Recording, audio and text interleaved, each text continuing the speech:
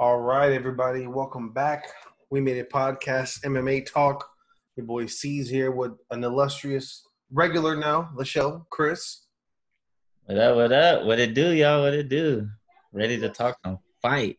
Some scraps happened this weekend, and a lot actually going on in the MMA space, and we'll kind of get into all that stuff. But let's start off with the top of the card, the main event of otherwise not very main eventers card, but some good talking points in there, actually. So the top of the card, start off with the main event was Tyron Woodley versus Gilbert Burns. Both of us wanted to see Tyron win, but man, he lost every single round of that fight. I don't even remember a minute where I thought he actually had it cracking. It was kind of rough. What do you want to say first about this? Man, I want to say first, he lost the walkout. Like, even the walkout, I saw his face and I was like, bro, doesn't look ready to, like, it's not the same Woodley that I'm used to seeing. And I said that, in our pre-fight show, that if he doesn't come with like a new motivation that I thought he would have, especially he went to Thailand to train, he got away from everything, blessed us all by getting away from the microphone. Falling in and out of love, and I fall in love with you. But when he got into the ring, I spotted it immediately. Even before he got into the ring, I was like, "It's not the same dude, bro." To be honest, I wasn't even too impressed with Gilbert Burns. I thought he did what I said he should do, was just fight his fight, and he did that to perfection. He didn't do too much. So it wasn't as much Gilbert Burns looking amazing. It was as bad as Woodley looked to you. Yeah. All right, I think that's a good take. I think that Tyron Woodley, I don't know whether it was the competition or there's a lot of factors. I think there's so many factors I think involved, and that's the biggest issue. He has too much in there. Like he it sounds sad, but he cares too much about himself and the space he's in. Like he's doing the acting stuff on that Hawaii NCIS show. He's doing like movie. He's trying to do this career. He has his kids coming up. I think like unfortunately, like this is a gladiator sport, and like he is someone who's intelligent, been through a lot. He's excellent commentator, excellent at the post fight stuff. I think he values himself so much, as he should. The thing is, when you get in that space, you could tell the trigger's not there. His body's there. Actually, you know what I was noting? This is the second fight in a row that I actually noticed his body looked different.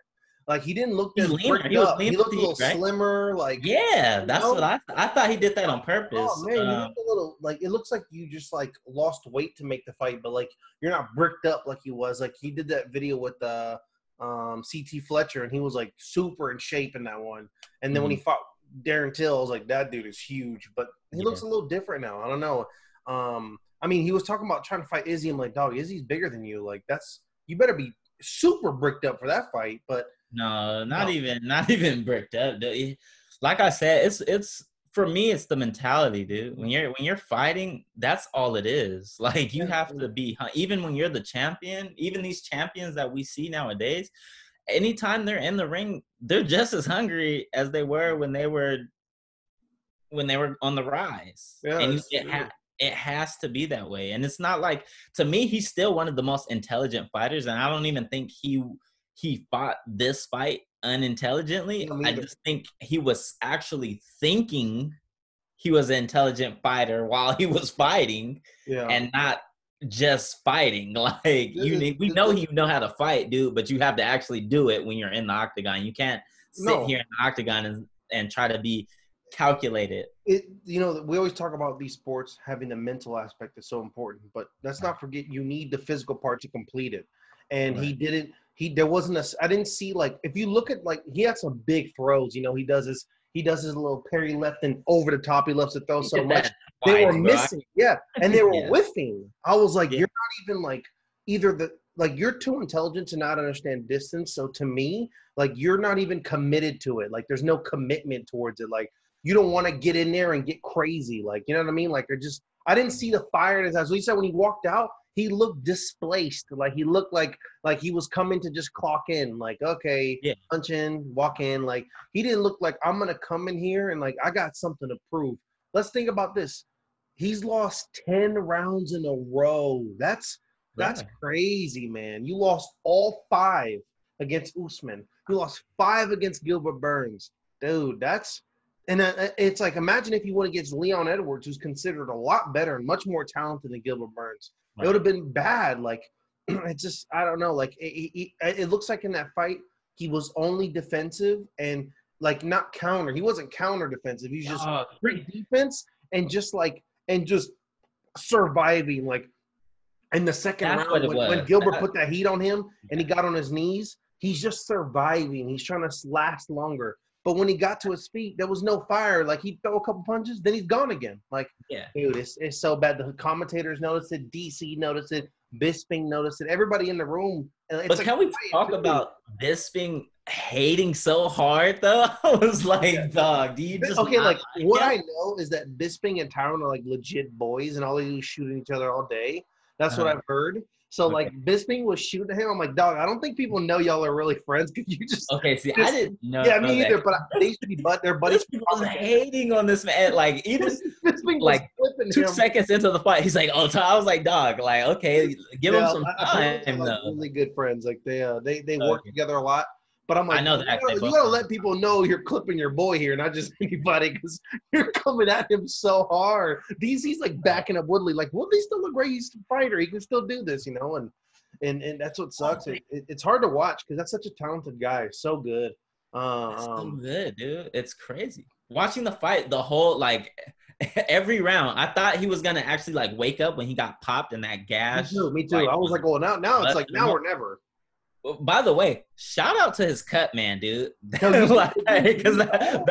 it bled like initial the round it got opened up, and then I swear I didn't see any blood. I don't know what they put, if he's Wolverine or what. But I was like, even the commentators are like, dude, that sucks. It's right above the eye. Yeah. That's the worst cut. A cut here, you're good. You get cut here, it goes into your eyes. It distorts your vision. And if too much blood gets in your eye, they call a fight because they don't want you to have blindness. So they didn't do that. It didn't bleed like at all. He got dropped after that too on his knees.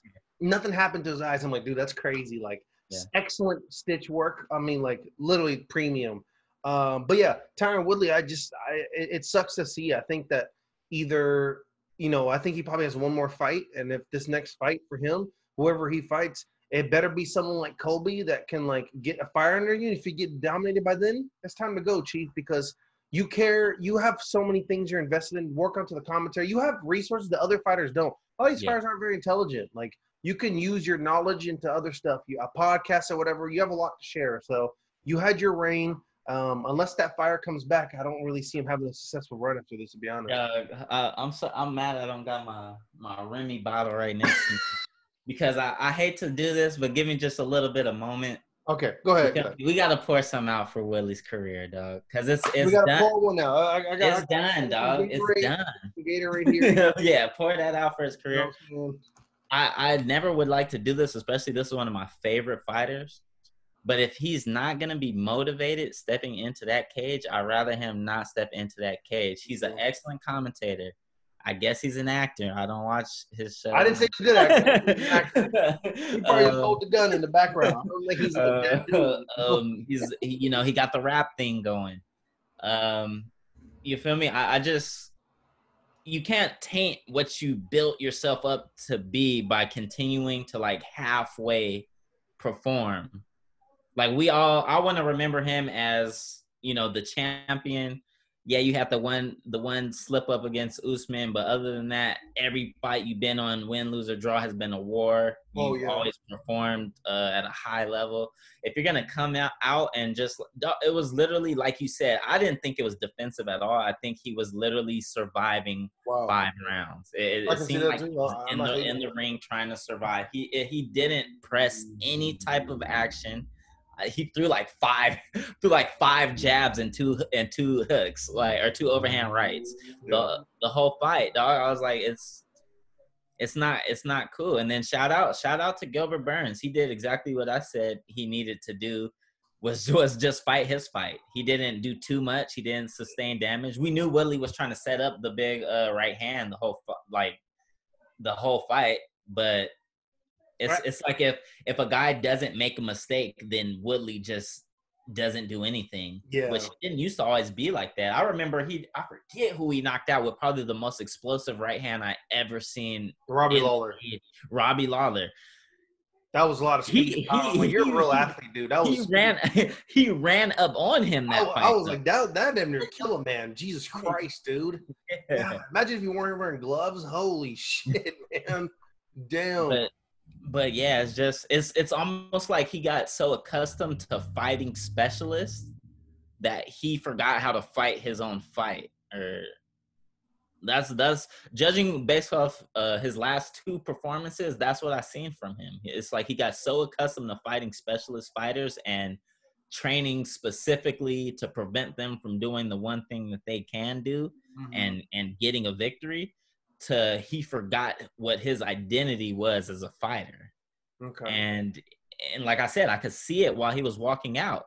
It was like this. He's not. This is not Tyron Woodley. And I think going on Gilbert Burns. I think Gilbert Burns is a really good fighter. He has the best base you want to have. You know, some incredible, probably arguably the best jiu-jitsu fighter in the UFC right now, and then a really strong stand-up power and really good on your strong. So when you have that, he was able to get in there. He took down Woodley 2 times, powerful takedowns, and put it back on the feet because he knew he could finish him there. You know, like that's what someone like Usman did. They like to put Woodley on his back and just keep pressing him and hitting him until he reacts, and you give him. And Woodley kind of likes to have look for that space to do something. Crowding him, he doesn't really have space to do anything. And the Woodley we have now, he's not going to try to make something happen out of it. So Gilbert doesn't have a crazy intricate game to me. To me, it's just strong, fun basics, super good jiu-jitsu. His fighting is just throwing those hooks, those powerful hooks. He doesn't jab you really well. He just hooks, throws a nice leg kick. And that stuff, when someone's very dejected like Woodley, I think it's going to tear them apart. Now, I think when you're fighting someone like Usman, who's your training partner for years, that's someone who knows your game. So he knows how to go with you. So that might be even more of a war, or Usman maybe expose him. Fighting someone like Jorge Masvidal, I think he could decimate someone like Burns because Masvidal is the best boxer in MMA, hands down. He has a great wrestling defense, and he's just really good overall. One of the best overall fighters you see out there, So someone like Masvidal, that's a tough matchup for Gilbert Burns. But seeing maybe Burns against a Covington or Usman, that'd be really interesting to see. I want to see kind of how that would work, especially Usman, who fights out the same gym they each other. So that was really good. Another one we can note here. Chris's boy Roosevelt Roberts did get that submission dub over Brock Weaver. That was kind of a rough one to watch, but Roosevelt's a baller. Roosevelt from the IE, represent the IE out here. Yeah, I'm not good. So, anyways, not wrong. Probably maybe the best post fight interview. Oh, that was hilarious. He was trying to talk game with DC. Yeah. About his money. Trying to keep about money. DC's trying to give it super professional. It was definitely that was best. Okay, they need to get rid of the whole Joe Rogan octagon talk into the arena. Do those little booth talks. That's way better. All those were really good. I'm not saying that. So Mackenzie Dern had she got the dub. Mackenzie Dern got that dub. Shout out Long Beach, Mackenzie Dern. Shout out Arizona. For the night too, possibly Brazil. We heard that accent going hard again. She has the facial features, dog. I was like, okay, I can see. Yeah, but that accent, we heard that accent. That accent was thick today, but yeah, she was out there doing her thing. First leg lock submission in women's MMA. Shout out to her. She's the first one to do it in the UFC, so that was a big accomplishment for her. She had an amazing leg lock submission first round. She looked in great shape. There's a little bit of fire right there, though. Yeah, no, yeah, she was in a fire. She yeah, absolutely. Hannah Cyphers is the most robotic person ever. If everything she does is feels like this, and even when she got up from the injury, she was pain. That's what it looks like she says. But Mackenzie, amazing submission. I mean, there's one of the best videos of all time you ever want to watch. Mackenzie Dern fought in was it Polaris or Jiu-Jitsu Nogi Championships against Gabby Garcia, who's this woman who's like 6'5", 290 or something like that. And it's like the difference in humans is crazy. And Mackenzie Dern was filthy against her. Filthy. Such a good jiu-jitsu fighter. So shout out her. Really good win for her. Good for her to get back on track. She didn't take any damage too, so I'm hoping some of these people get a quick turnaround. Like I want to see Gilbert Burns come back soon. And Gilbert Burns can fight today. Absolutely. He literally took no damage. Like that was like a good training session. Also, our girl Caitlin Chikugian did not get decimated by another Shevchenko. She actually decimated her. Yeah, it looked like she thought she was fighting Valentina? It seemed like if she pictured it was Valentina. Kind of looked like he had some extra anger there. I was like, this is a little bit unnecessary at some points. I was like, hey yo, you got a lot of pent up rage right now. Yeah, she was highly upset. She was on top of her like, I was like, hey, this is a live broadcast with no audience. I can hear all that. What about that top-notch wrestling, though? I was really good wrestling, really good wrestling. God. They both came in with striking backgrounds, and Caitlin was like, homie, I've been working on my ground game. Just throwing her around. And it's funny. Shout out to Antonino for surviving. Like, she just survived. And at the very end, Caitlin was like, let me go do a little striking. She did not want that sauce with Antonina. She's like, wait, her striking is way better. Back to the ground you go. Do it right now. Yeah. Anything you want to know about that fight at all? About that fight, no, it's just like she just pounded her face. Well, I guess this has nothing to do. Well, it has something to do with the fight. I was watching it at my brother's house. A couple of friends are over that are not into fighting at all. Like, they just don't understand it. And it was specifically that fight that they were like, oh, this is just gruesome. And like me, I know fight game and I see the beauty of it and the art it was, but I was kind of like, this one you're like, yeah, this is a little brutal. This is kind of rough. It was just sit on top of the person and pound their face in for 3 rounds straight. It was aggressive. Two more fights I want to mention before we end this. Jamal Hill fought Abreu, the Brazilian. That's a light heavyweight. Looks super talented guy. Fast hands, big size. Kind of like he looks like someone he's talking about. Like even when he was in the Contender Series, I remember I watched him. He was talking about calling out John Jones. I was like, that's cute. But he has a lot of potential. He fights out of Michigan, Detroit, Michigan. Good fighter. He looked really good in this fight. Got a nice KO in the first round. Yeah, that guy has skill. I want to see who he gets up next. Maybe start trying to crack into that top 15, especially 8-0 record. That'd be nice to see him. Looks like he need to get a little push-ups in, though. I was like, yeah, he looking bird-chested. He was super strong. Kind of wild. It makes me think, though, but if he did, I don't think he'd be able to make 205 anymore. Like, for sure. He's so tall. Like, that's like the only way you can get into that division, like 6'5" or 6'4", something like that. He has like, it's crazy because you look at some of those guys and talk about their long wingspan. It's like he has like a 79-inch wingspan, and it's like John Jones is 81. It's like, what the hell, dude? How do you have an 81-inch wingspan at 6'4"? What the hell? It's ridiculous. But hopefully we'll see in the future if John Jones is in the UFC anymore anyways. The last one I want to mention is kind of sad, but it ties into a lot what's going on to the next topic. A flyweight fight between Brandon Royval actually against Tim Elliott. I was kind of half watching the fight, but the end speech kind of made me sad because he wasn't even happy with the win. He really wanted to get a knockout, and DC was asking him. And it's funny, the one person he's talking about this is the shill himself, DC, who when a UFC comes knocking, DC gets on one knee every time. Was talking to him about he was sad, and he was like, why you seem really sad for a guy who just got a submission in his UFC debut. He's like, man, like I need to get this bonus. I need to get this win bonus. I don't want to have to go to work on Monday. Like I don't want to have to go to work on Monday. And like, damn, that like kind of broke my heart. I was like, dude, this dude's fighting on ESPN right now, and he's begging not to have to go to his damn job. And he's an ESPN athlete, like athlete on ESPN. Like it speaks a chord to what's going on right now in the UFC. I think what's going on with the pandemic and everything, people are much more conscious of this money that's going around, and they see something like UFC and they're like, dude, come on now, like I deserve more. And he wanted to get the knockout instead of a submission because he knows the knockouts get fight of the night and he'll get to $50K. So he just was so sad. He's like, I got to do better next time. Like I need to get this so I can quit my job. Damn, that made me sad. Like honestly. Yeah. I have one more thing to talk about though on the prelim card. Yeah. Shout out to the real performance of the night. I'm sorry for your girl Darren. The real performance of the night goes to my guy.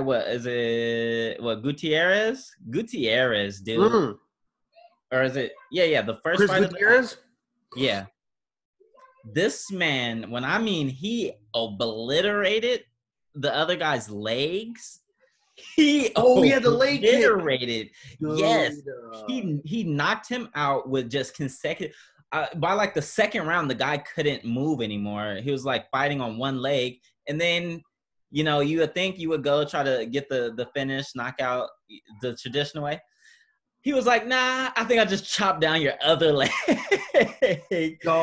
And tore his legs up for the 10th ever in UFC history. Leg kick. Yeah, leg kick TKO. It makes me miss the old Jose Aldo so much. Leg kick. It makes me like watching someone like Justin Gaethje fight. Like leg kicks are just so amazing to watch happen in the fight. Like it's such a visible build up, you know, of like you see it affecting a fighter. And like that was like to start off the card like that. I was like, oh damn, I guess we're just getting right into it, aren't we? Right. But I was like I would rather get flash knocked out any day of the week than get leg kicked, because he's gonna be feeling that for weeks. They talk about, like, you see at the gym sometimes. You go to a gym, they're after they have a fight and a lot of leg kicks, the bruising episodes per week, like it's just like so bad. And like he's like walking, limping everywhere. Like the next day, you know, he's like damn near in a wheelchair all day. Like that's just terrible, dog. Oh, nasty. Good. Shout out to him though. That was a dope ass KO. That's how to start off the night. So that was I didn't think it was a terrible card. It wasn't very exciting, but kind of like what we expected is what we got, and a little bit more, to be honest. Yeah, I was actually pleased with what I saw. It was going smooth. There was a lot of finishes, so like especially the prelims. Only the second fight and only the top two fights had decisions. The rest of them were just kind of flowing. Knockout, submission, knockout. So you just kind of moving. It wasn't one of those like 4-hour cards. You're just like, Lord Jesus, can this end, please? Right. So on to the next one, we kind of transition over to the subject we talked about last time: Jon Jones versus Dana White. The beef ensues. Possibly a pay-per-view continues. Dana White saying Jon Jones getting even more pissed after what we did on our show, and saying, if you don't value me this much, release me. Like, I honestly don't give a damn. And then over the weekend, after like during the fights, they had the protests and riots going on. So there's a lot of emotions going on that night. The next day, Jon Jones just reciprocated what he said. He's like, Bones is out. Let me know when you guys are ready to fight, maybe 2021. And he's talking about vacating the title. He's like, he literally said, I have nothing really to gain from fighting the next two contenders. So you might as well have Dominic Reyes and John Bockwich fight each other for the vacant title, because I'm out. He hasn't been released online, and he's like, let me know if you guys want to pay me to fucking fight in 2021 against Israel. Like Israel. I'm sorry, we got yeah, I had the alerts. Okay, yeah, I'm sorry. No, you're good. They're crazy just loud. It's the curfew alerts, whatever. Actually, let me see this too. But no, definitely. I want to first and foremost though shout out Jon Jones for what he did this morning in, I guess it's New Mexico. Going to the gym, going to the gym, boarding up, and helping other small businesses that were impacted by the horrific things that took place earlier in the week that caused, the things that are taking place now. Not only that, last night he stopped some people. Some white people from graffitiing some of the businesses. He took the video of him snatching spray cans out their hands and telling them, what the hell are you doing? You're not helping at all. I was like, damn. I'd give him that spray can so fast. You're right. Imagine Jon Jones. Hey, this is the mayor of Albuquerque. Here, sir. This is not fight game related, but definitely fight talk. Shout out J.R. Smith, by the way. Oh, yeah, that was dope. NBA. That was actually really dope. That was some clean fighting right there. That was some clean fighting. I was like, okay, JR. JR has some nice kicks to him. He did, although the guy's knee was on the ground. It's an illegal knee, but I'm down. I'm playing. Yeah, it's the best thing about J.R. Smith is you don't realize how big J.R. Smith is until he's next to normal people. You're like, oh my God. He's like, you see him on the court, he's like next to LeBron, he's like shorter than him. Sure, and he's like he looks like he's like 6'2" on the court. You see him in real life, but that dude is a massive human. Like all his friends holding him back, they're like way below him. That dude, Jesus. But yeah, that guy, that was the wrong car to vandalize. Out of all the cars, he should have picked a Prius or something. The tricked out whip, you should not have touched the tricked out whip, man. That was the mistake of a century. It was funny because like he kind of let him go and then gave him another 2 on the way out. Like, God damn. And he was like, if y'all about to see this on social media, just know I whooped that guy's ass because he was breaking my shit. Right. Which is fair game. I'm not wrong with that. Going off what you said about John Jones, what John Jones is doing is amazing. I think people always like talking about someone's transgressions and the things they've done bad in the past. But I don't focus on that if you're what you're doing now. You know, I've gone on this very show and ripped John Jones on some of the stuff he said, which I didn't think were very cool. But when you're out in the community and he's out there legit, like bringing out wood planks and 2x4s and helping build and prepare some of these small businesses that he feels unfair. And his point is this, he's like, I mean, no one can say what he's standing for. He's on there publicly saying that what happened to Floyd is terrible. What's going on is terrible. Please go in the streets and protest. But he's like, but looting and rioting is different, which I feel kind of the same too. I said here before, I don't really try to step onto how other people react. That's not really my business. Do your thing. But how I approach it is like I went and like myself, I went to protest, but I didn't participate in the looting part. Like it's up to you how you want to do it. And for sure not looting a small business. That seems like much. You want to go ahead and do your thing. It's Walmart, Target, sure. But like when you're like doing a small business, I get like that's like it's been a lot already going on. These people don't have money. These BS WUI grants that were supposed to be given out to the people weren't really given out. Only to the $1 trillion industries got that stuff. So they already been getting played. And I don't even think John Jones isn't even stating that it's like the protesters doing this. It's different. These different groups coming in and starting this shit, which is really uncool. So shout out to him being out there, foot on the ground, helping people out. Like this is a man who's arguing with the UFC about what's going on, but it's not taken out from him affecting his community. And that's huge.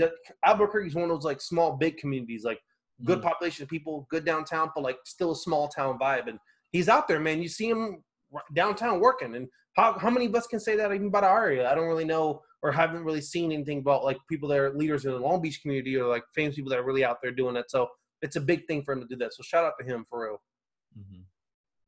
I was definitely proud to see. Yeah, it felt really good. And going on that John Jones, the Dana White beef, Dana White had made some comments, which actually were, of course, he gets to kind of just say what he wants. Reminds me of someone we know. He gets to say what he wants. He gets to put out all alternative facts. His boys. Dana White was saying, if you don't believe what I'm saying, I have text messages. I can put this out. Normally, someone says that and goes, ooh. John Jones says, oh, okay. Put them out there. Put the text messages out there. We never saw the text messages. Dana White does the whole thing. And then John Jones calls him out and says, you were talking all this game about text messages. You didn't put them out. That tells you what the truth is.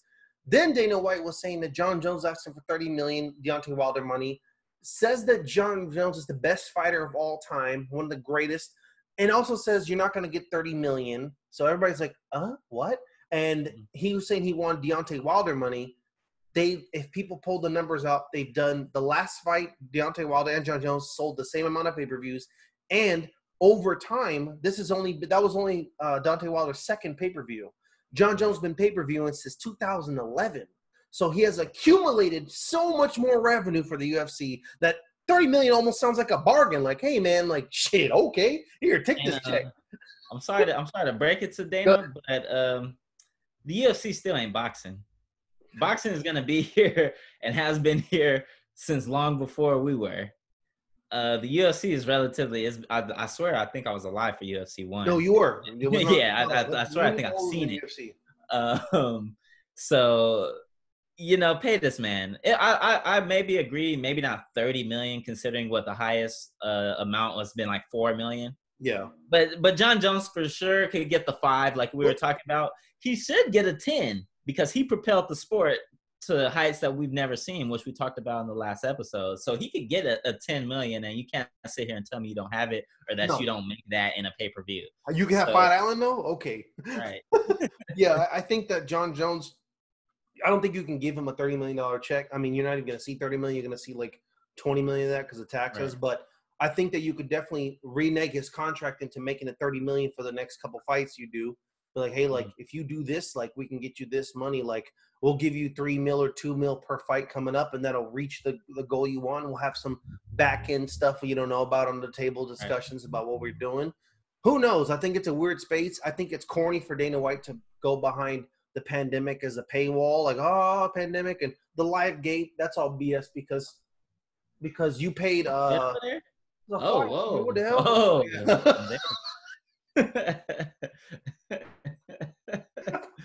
I gotta go.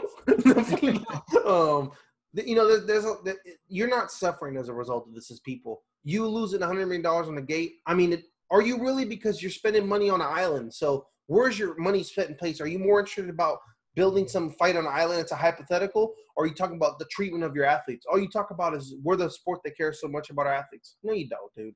You're using all them. They're your he said that. I didn't know he said that. He said that. Like you have people going on ESPN. This isn't like Fox no more. You're on ESPN, dog. So when people like that are going on there saying, hey, man, like I really don't want to work on Monday, a lot more eyes are kind of seeing what's going on, and you feel this. Look at it like this, dog. This man said he does not want to go to work on Monday after fighting on an ESPN professional battle. That's what these are. These are battles. Like you train for months and someone tries to knock your head off with all their strength for at least 15 minutes. Yeah. And it is a pandemic, and this man is a professional athlete talking about going to work on Monday. He wants to make. I don't even have work on Monday. Imagine having two jobs. Imagine us having two jobs, and one of them is fighting in the UFC. Are you kidding me, dude? Like, no way. Yeah, no. My grandma's right here. I'm sorry, y'all, but this is a childhood friend. I'm over here with my granny right now. Hey, how's it going? Hey, what's up to the people, Granny? We're talking fight game right now, though. But... All right, for sure. Sorry, I'm over here with family right now. Another thing you notice about that, another fighter who I like a lot, Jeff Neal. He's a really good fighter, and I'm like he's one of my favorite dark horse fighters to watch right now. He was actually, I remember a few weeks ago, before he had the big fight against Mike Perry, he knocked the hell out of Mike Perry. He said, they were like, he's like, yeah, like it's just tough right now because I'm a waitress at the same time that I'm a waiter at the same time I'm fighting. And they were saying like, hey, are you gonna quit your waiter job now you want this fight? He's like, nah, like I make too much money right now to leave that and only do this. I'm like, dog, are you kidding me? Like, he can be a waiter and getting like it's just what's going on here.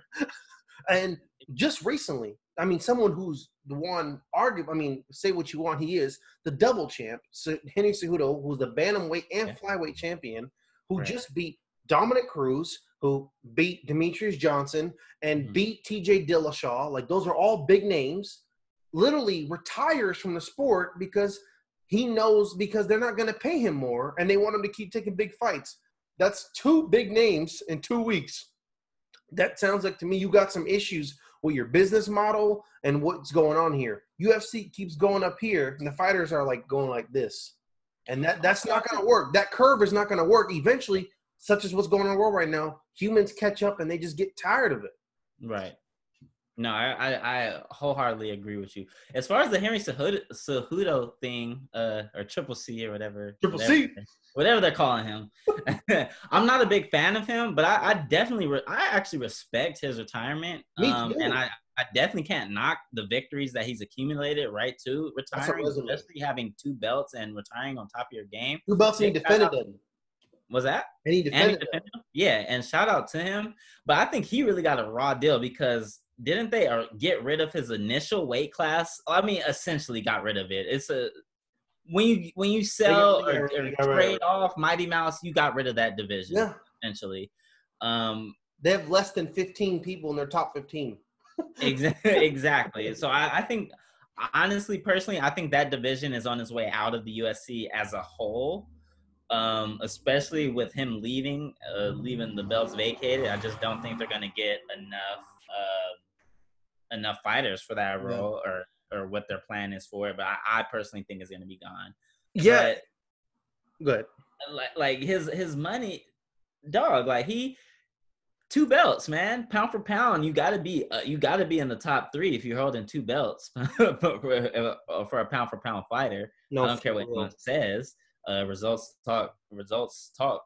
So him to retire when he's really the best he's ever been in the UFC right now, that says a lot, dude. That's crazy. He's never been better. He's never been better than he was right now. No, he's in literally his prime. He's 32. I think that like I don't like his gimmick. I think that's the wackest part to me. Henry Cejudo could have just done so much more financially and positively if his approach would have been to appeal to maybe the Mexican American market. He's trilingual. He speaks Portuguese. He speaks Spanish. Like if he was doing more in that end and like trying to speaking for the people in America and from the region he lives in, which is New Mexico, like that'd have been a lot doper. But instead, he's doing like this. Los Angeles, isn't he? Huh? Yeah, like I think he's from Los Angeles. Like, yeah, he's from Los Angeles area, and like he had like he came up in this area, and it's like you have so much to give back in terms of what you can do and you can contribute. Like when you do the corny thing that appeals to the MMA trolls, like I'm like not feeling that at all. I think that like that's kind of the weak part. It doesn't help with like it doesn't help your case when things get serious because when the money's talking and everything else is talking, we're looking to like give you a backup. But when you're playing that role of like, oh, I got 2 women and stuff like that, I'm like, this is like weak, dude. Like we're gonna see you as a joke, and he shouldn't be taking as a joke. He's an Olympic gold medalist for the first time in 100 years. He helped get that gold medal for the USA men's wrestling team for that weight class. So shout out to him. He did an amazing accomplishment. And won 2 belts in UFC and beat arguably the greatest of all time and arguably the ultimate division great of all time with Dominic Cruz is one of the greatest bantamweights of all time. Dude, and every time he fights, I'm like, dog, this guy's good. Like, he's super good. He's just getting better. Sucks. It sucks. And you don't want to lose that. But the UFC, their business model is we can just make a star. We don't need you. And it's like, even the flyweights, they were getting rid of the division. But that dude, the Brazilian they had, Davison Figueiredo, he just fought when he knocked out Joseph Benavidez. I'm like, that guy's filthy. He's good. And it sucks. That's a lot of fun potential matchups that could happen, and it's gone. We'll see if he comes back, though, if Dana White has to get out of his pennies, you know what I'm saying? So has to cough up some of that cash. So I can see him going to WWE, though. Oh, yeah, he was just the NW, whatever it's called, or AEW. He was just there with Mike Tyson. With the wrestling thing. Okay, I didn't even know that. Yeah. Well, yeah. For the last one I want to talk about here, I did notice that we were gonna look at 250. So 250 look like it's good in place. It looks like Amanda Nunes is gonna be, of course, headlining that. Do you have any extra things you kind of want to see? What do you think happens in terms of the UFC featherweight? Do you think Amanda Nunes, maybe she's having a child? She's having a child now. Do you think that she might be put into a position where maybe she wants to make more money, or do you think it's just whatever? I think more stuff like this is going to come up. I can't imagine this stopping now, because even if the UFC gives John Jones money and Henry Cejudo money, the other fighter's going to be like, "Yo, what about us?" Chris is experiencing some internet. I personally think that Dana is more committed to Amanda than other fighters, especially than Henry Cejudo.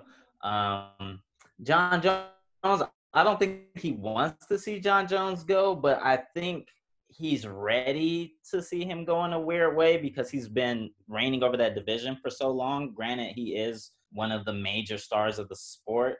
They kind of butt heads so much. I think he wouldn't mind seeing him leave. Personally, I don't think that would be the best thing for the UFC, but I think that would be like the best thing for Dana's stress levels. So I could definitely see him walking, but I do think Dana is actually committed to Amanda. But I also don't think Amanda is really asking for much. Like, well, at least not as much as she deserves. I think she's one of the people that truly loves to fight and is truly like okay with fighting. Especially, I seen a thing when she was coming up in her career, actually, like about her, and she didn't come from money, dog. She was living rough. She was living rough before she emerged on the scene to who she is, and I think she's okay with where she's at. She is a relatively big star, although I know me and you feel like she can be biggest, like one of the biggest stars ever. I personally think she should be the biggest star right now just because of all her She's the best fighter in intersectionality. UFC, like one of the best fighters. And yeah, and her resume speaks for herself. But I think she's really okay with where she's at and what she's doing. And I think she just loves to fight. And I think she's going to continue to go out there and like just beat up on girls until someone knocks her off, or until she just decides to give up the game. But I do know she is in a movie too. I don't know how popular it is, but I definitely saw that she is in a movie. I don't know how big her role Tyron is. Woodley? I definitely see her. I definitely can see her getting money even when her fighting career is over, or when she just decides to let someone else have a shot to win the title. But right now, I think she's comfortable. I think Dana really gets along with her, and I think that she's just gonna continue to fight for relatively like the same. I don't think we're gonna see too many big asks from her in terms of like contract stuff, and I definitely don't think she's gonna be vacating any titles. Yeah, me either. I think that, someone like Amanda Nunes, I think it's always different too when these fighters are from like rough areas, and then like everybody's there but them. So no matter, you don't really get to like probably fully grasp like your own personal wealth in America when like you go back home, and you can't have that attitude when you go back home to so much. Like it's probably hard to like imagine like castles when you're going home and there's not castles. You know what I mean? Like a lot of these fighters, maybe they have a whole system built in place where they're generations here, or maybe they're first generation here or second. That's even different when you're just the first person to immigrate in general. It might just be like a little more difficult for her, especially where she's from. She's not even from Salvador. She's from the outside of Salvador, like a small town out there. So it's probably super humbling for her. And, I just don't like, our discussion on this is because we just want someone like Amanda to just get what they're owed. And the UFC is at 18%. They don't give people what they're owed. They give them pennies on the dollar of what they're owed. And it's a damn shame. They deserve much more. And, we'll see what happens. We'll kind of see what happens out of this. I think that this is like testing times. I think you're seeing people in leadership positions being tested right now. And you're seeing how powerful people can be. So the UFC was never really going to make any changes about fighters until someone with power came in. That's John Jones. That's someone with power, controversy, and someone that the UFC has done a lot to like keep him intact. They've on their end, they've tried to invest in him a lot. And so look at their investment saying, I should have got more. So we'll see what happens. It was a lot of fun. We'll definitely be doing another one soon, probably next week, another episode. We'll see what's going on here. The space keeps moving. So here at MMA, make sure you check out WeMadeItPodcast.com. That's where we have all the episodes coming up. Check out AudioFace. We just released a political report episode on there. We collaborate AudioFace for those episodes. A lot of fun. Definitely check out my boy Chris, Off Top Party. He also does a show every Monday on Zoom, correct? Where can they find that kind of stuff right there? I mean, the best way to actually locate that is through my Instagram. It's okay. It's actually on it is on the Apple Podcast app, and it should be on Spotify, but I don't know because I don't have Spotify or ever looked at Spotify. It's called About Your Business. It's really just about entrepreneurship and just being like a creative or just doing some cool stuff and wanting to share how you were able to do it. C's and Bam from We Made It were my last episode, and even tonight, this episode, I don't know if it's going to be released or not, but it's really just an open forum for people to kind of discuss what's been going on in the world and just have open dialogue, and hopefully some solutions or plans for solutions come out of it. Yeah, so make sure you check them out. Off Top Party on social media. Look them up. The stuff's on there. We Made a podcast. We'll be dropping this today on YouTube. I'll be on there if you guys want to tune into the 8 p.m. on Twitch. I'll also be doing another stream of this show, The Last of Us. And I'll be screaming on there because that show's intense on PlayStation. All right, you guys have a good one. Stay safe, and we just know we all hear you.